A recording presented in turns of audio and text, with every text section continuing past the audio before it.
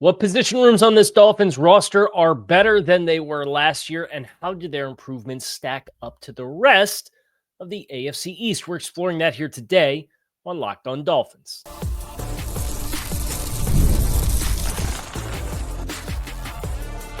You are Locked On Dolphins, your daily Miami Dolphins podcast, part of the Locked On Podcast Network, your team every day. All right, Miami, welcome to another episode of Locked On Dolphins. It is your team every day here on the Locked On Network. I'm your host, Kyle Krabs, a lifelong Miami Dolphins fan, host of Locked On Dolphins, co-host of Locked On NFL Scouting, author of Touchdown Miami on Substack, and NFL staff writer for A to Z Sports. Want to give a special welcome and shout outs to our everydayers because it is your team every day. We don't just say it, we live it here on the Locked On Network. Today's episode of Locked On Dolphins is brought to you by FanDuel.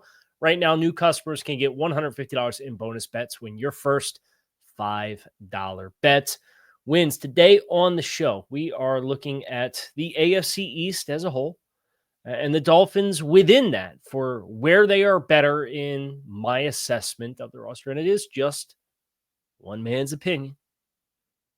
My assessment of the roster, where I think they're better, and how those things that are better, which one of them crack across the entirety of the AFC East, the top five of being better for whatever you needed it to be. So we're going to look at the Dolphins, then we're going to look at the other three teams in the AFC East for where there are improvements, obviously different and varying degrees of that across each team based on their own individual situation. I think for Miami, the first place that you start is with the assumption of a healthy Bradley Chubb and Jalen Phillips. You'd have a hard time convincing me that this group of the pass rushers would not be the most improved unit on the team from what it was week. I guess you could really go probably the worst stretch of play that you had from a pass rush perspective was weeks 5, 7, 8, 9. And then it really felt like Chop Robinson turned it on the back half of the year. Now, I wrote a story for A to Z today, and it looked at the top 5 improved units within the AFC East. And I did not have the Dolphins pass rush unit on there, in part because there were no new names, right? There was no infusion. And it was really looking at what have teams done with their off seasons to get better in certain spots. But also it comes with that fine print of you're assuming health, but you don't want to assume that they're going to have it. So it makes it it's a weird intersection of like, it's what or get off the pot time with this nucleus of this group, right? Like Chop Robinson's going to be a centerpiece of the unit moving forward, but Jalen in the contract year, Bradley Chubb negotiating his contract down, missed all of last year. It's a family-friendly program, what or get off the pot time. I think the safety unit, certainly got some endorsements for being better from the ESPN poll that just came out. ESPN's Jeremy Fowler is polling. It's over 70 executives, coaches, and scouts across the NFL. And they're asking for the top 10 players at each position. Safeties came out today, and the Dolphins have a top 10 player on the board, Minkah Fitzpatrick. Javon Holland was an honorable mention, and the quote there is pretty damning for Javon. I love the skill set, but he drastically regressed last year, which was shocking to see from a young player in a contract year. That from an NFL personnel director was the quote on Javon Holland. But an honorable mention versus the player that is in for Miami is Minkah Fitzpatrick. The quote from an AFC executive on Minkah, he was the best in the NFL for years, but is slowing down. He was ranked first in 23 in this exercise, fourth in 24 last year in this exercise, and now 9th this year. An NFL coordinator's quote, he still has a lot to offer, incredibly hard worker, tone setter, super solid running things on the back end and preventing big plays, things that go unnoticed. I'm expecting a bounce back year from him. Fun fact, Brandon Jones also on the honorable mentions with the exodus from Denver. And that feels like one of those ones where a team, a fresh start, a new environment with a new coaching staff, put him in positions to be successful. And they obviously invested in him. They gave Brandon Jones a pretty handsome contract.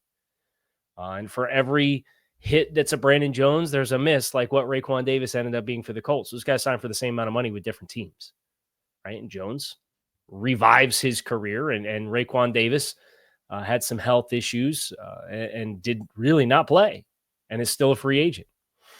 So NFL executives and coaches and scouts across the league voted Minkah Fitzpatrick as an upgrade over Javon Holland. And I don't think anybody would argue that when you're comparing it to Jordan Poyer, Ifeatu Melifonwu, with what he can do as a former corner, and Ashton Davis as a more explosive player, and then having more depth with a player in Patrick McMorris who's a year older. And I'm not comparing McMorris to Jordan Poyer. I'm not doing that. But I think Ashton Davis and Melifonwu at this stage of their careers, you have more to work with, whether you want the athletic high post player or if you want the athletic mismatch, height, weight, speed, but can play some man coverage type of player. I think the Dolphins are better at safety.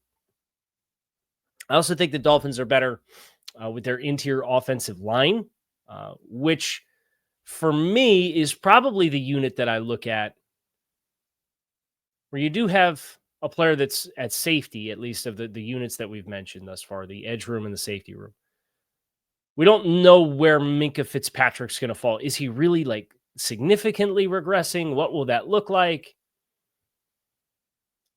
I know James Daniels is coming off of an Achilles tear, and I know Jonah Savaianai has never played a snap of football in the NFL. But I know what the interior offensive line play looked like last year with the two guards. And I know how low the floor is to clear to be a significant improvement. And I think you look at stylistically the players who have displacement point A to point B ability, who still have explosiveness, who still have anchor and wide bodies and mass. And they're much more diverse players, but without making concessions in what the core principles of the offense have been since not just Mike McDaniels got to Miami, but ever since the wide zone system has really taken hold in the NFL. And I think that's for the Dolphins. I think that's your most direct pathway to a most improved unit is James Daniels is new. And I know he's coming off of an injury. And I know at the edge group, I just looked at guys coming off of injuries and had speculation, but there was no new names there to regard it as an improved room versus what it should have been for you in the first place. I think the interior offensive line with James Daniels and Jonah Savaianai, because of how low the floor is probably your most impactful improved room that you have on your roster. And I think there's more physicality with the ancillary skill players. And I don't think you're better right off the bat at defensive tackle, but I do think you're much better long-term with these defensive tackles. And I think you're deeper at linebacker. You're not better at corner. You're not better at offensive tackle. You're not better at tight end. You're probably not better in the immediate sense at running back, but like defensive tackle, I think you can be better there long-term as well. So it's an interesting balance of units. I think maybe you're better long-term, but maybe not immediately as good right now. You're definitively not better at. And then I look at probably about half the position groups on the roster and say, yeah, I think they're better to battle with right now in 2025. So that's where the Dolphins stand. Where does the rest of the AFC East stand? This is where this conversation gets really fun. We're going to get into that next here on Locked On Dolphins. Stick with us.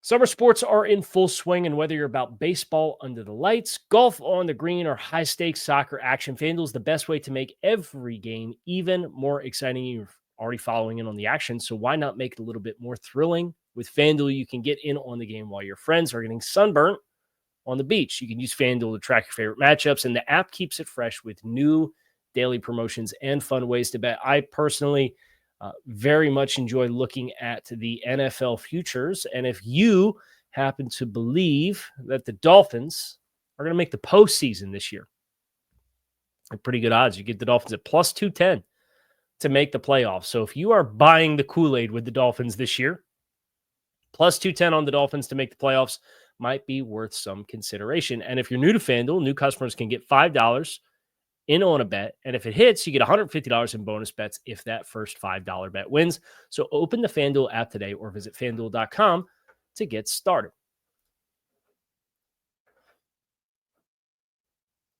I kind of want to start with New England, but I also don't want to start with New England because there's so much new. In a good way for New England. I think they're the most improved team in the division. Now, do I think that they win about it a way in which they're going to look back 2 years from now and be really excited about the contract value of some of these names? No, because I don't think Milton Williams for $27 million, or I don't think Harold Landry getting $26 million guaranteed, or I don't think Stephon Diggs for $21 million or whatever it is.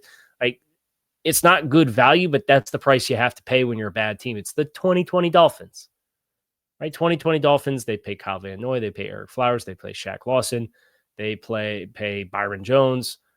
They threw the money bags around like nobody's business. That's what the Patriots did this year.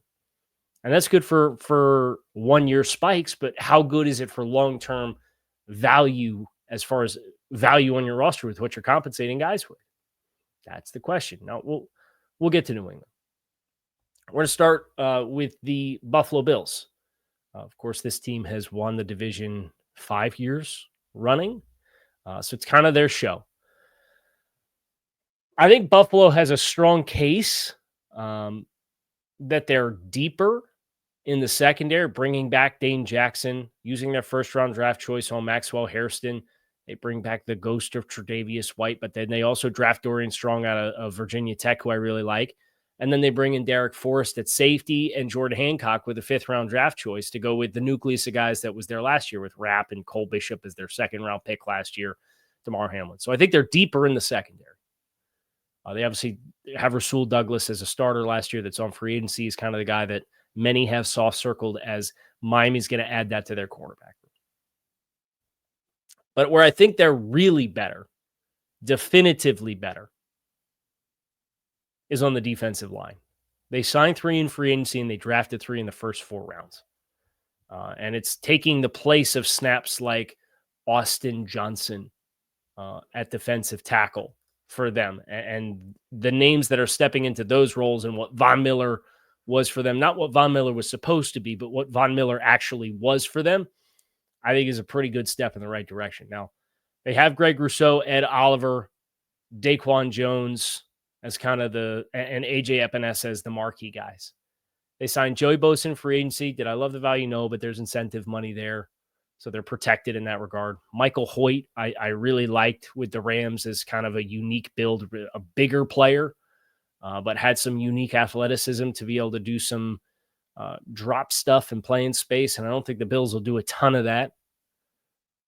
Larry Ogunjobi, I think, is a big step up from Austin Johnson. And then they drafted Landon Jackson in the 3rd round of Arkansas. He's the most quintessential Buffalo Bills defensive end. They love their heavy-handed guys, whether it was Epinesa or Rousseau or Boogie Basham, who they drafted in the top 100 once upon a time. That's their kind of guy. And then they traded up for TJ Sanders, the disruptive interior player from South Carolina. And then they drafted Deion Walker as the big-bodied nose tackle type, which they really didn't have. So I think that group, you could look at probably the top 9 in Buffalo in the defensive line. And I think their 9th guy this year is a more intriguing answer than probably what their 7th guy was last year. So I think they're much better, personally, Buffalo up front. Offensive line kind of stayed the same. They added Jackson Hawes at tight end. I'm pretty pissed off about that because I was a big Jackson Hawes guy, but not a lot of other stuff's changed. Amari Cooper's out. They signed Josh Palmer and Elijah Moore. So I think maybe they're a little deeper at wide receiver. The big question mark there is obviously Keon Coleman, but they extended Khalil Shakir.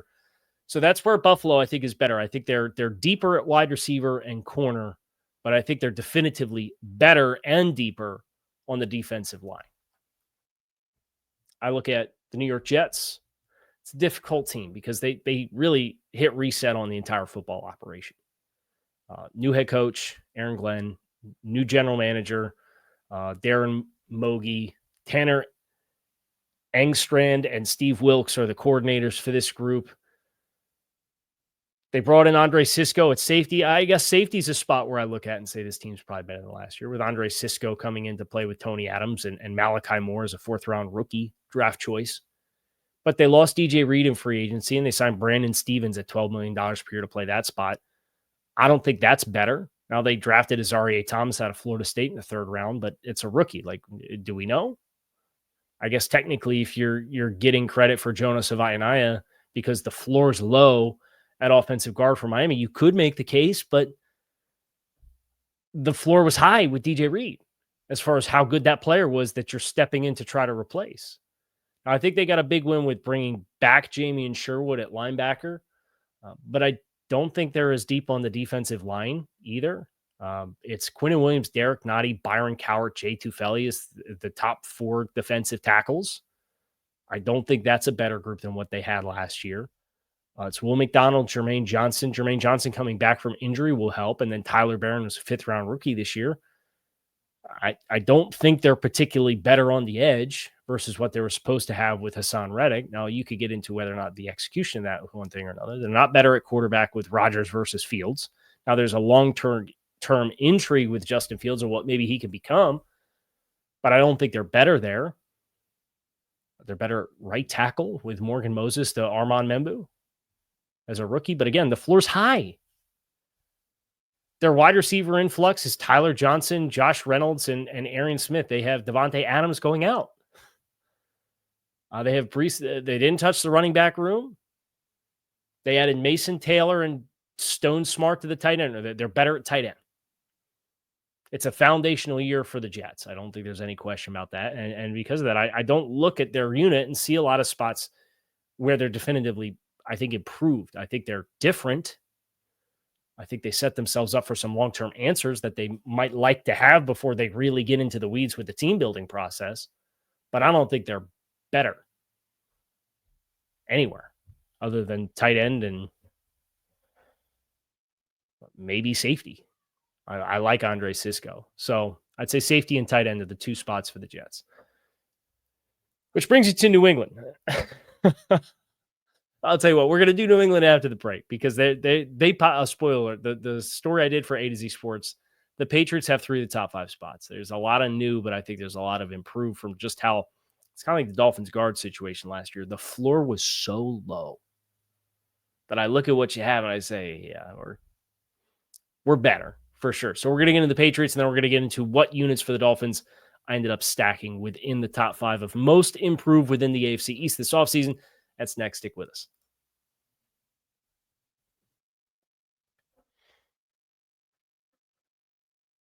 The New England Patriots offensive line.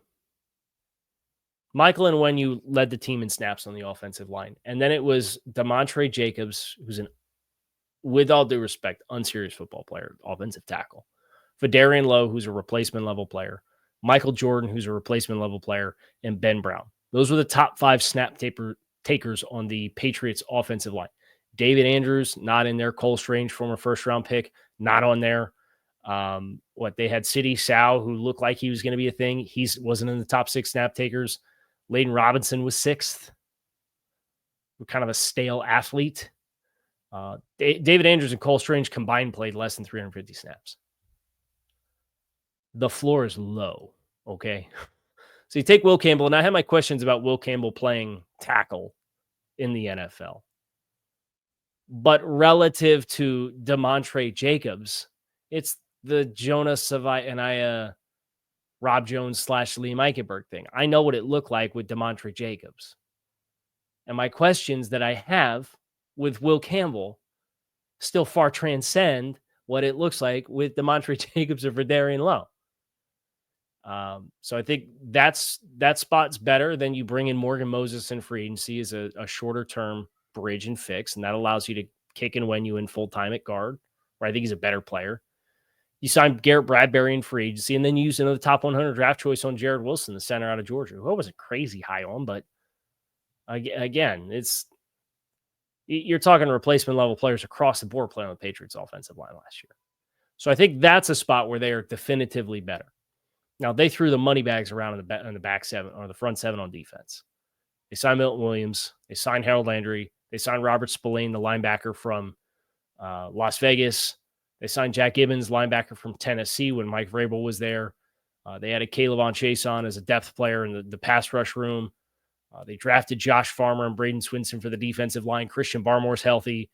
The guys who were the leading snap takers on defense besides Keon White last year for New England were Daniel Ekuale, Devon Godchow, Jeremiah Farms, Raekwon McMillan, Christian Ellis. You're a lot better here, I think, and I don't think it's particularly close. So I think you look at the trenches on both sides of the ball for New England as spots where they are definitely better. And then the coaching staff. And we didn't really get into coaching staffs with any of these other teams, and the Jets are all brand new. New England's really brand new and kind of flushed the whole thing out. But Miami kept continuity. It's the first time in the Mike McDaniel era where we had the same defensive coordinator back-to-back years. And obviously there's offensive coach stability.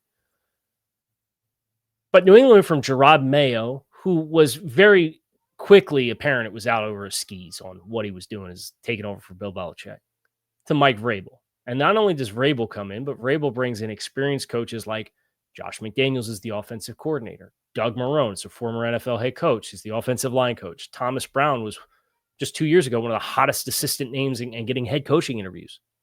He's the tight ends coach and the pass game coordinator. Todd Downing took a beating as far as what he did in an elevated role under Vrabel in Tennessee as the offensive coordinator, but he's the wide receivers coach. He's got a good reputation. Terrell Williams, defensive coordinator. I think across the board, New England should feel very excited about their staff.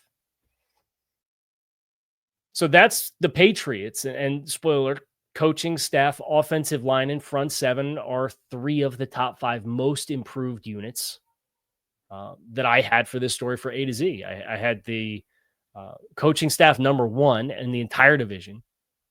I had the offensive line for the Patriots number two. And then I had the Patriots front seven number four. I put the Bills defensive line upgrades as number three. And then ended up settling on the interior offensive line for the Dolphins as number five. And it's a little bit less about, for me, player A for player B and player C for player D. And it's more, we all saw what this offense looked like last year. We all understand that, they played with training wheels on. And it felt like, for me, a part of this was the apparent realization of just how limited the bets that you placed with guys coming back, as like you evaluated the guys who had to play last year and what it looked like. And you obviously didn't get Isaiah Wynn. It would presume if you knew Isaiah Wynn wasn't going to be ready before week 15, you wouldn't have signed him on another one-year deal, and you would have gave that investment to somebody else to come in and be that other contender for a starting offensive line spot. So the Wynn thing blew up in your face 2 years in a row. You totally whiffed on both the evaluations of your guards, and it had to change the way you play because you played with training wheels on the offense the entire year. So I think all of that for me adds up to the improvement for the offensive line. Maybe there's a better talent jump on the edge. Maybe there's a better talent jump at safety with the depth players, and Minkah's maybe incrementally in front of Javon Holland, although that's a player who seems to be coming back down versus a player who has all the potential to leap if you get the best version of him. Now, the Dolphins unfortunately didn't get that version of Javon Holland last year. But the trickle-up effect for the guards for Miami is what allowed them to get this spot in this list for me as the fifth most improved unit in the AFC East this offseason.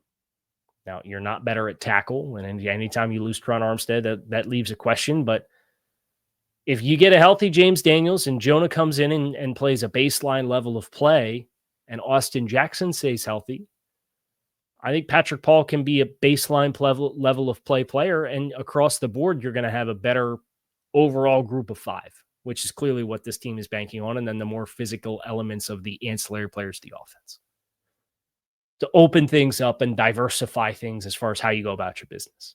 Whether or not that comes true is to be determined, but that's how I assess the Dolphins and their improvements and the impact of their improvements on how they play football relative to the entirety of the AFC East. That's going to do it for us here today on the show. I'm Kyle Krabs. You can keep it locked in right here on Locked On Dolphins. It is your team every day. I appreciate you guys as always for checking out the show. Make it a great rest of your day. I'll talk to y'all again soon.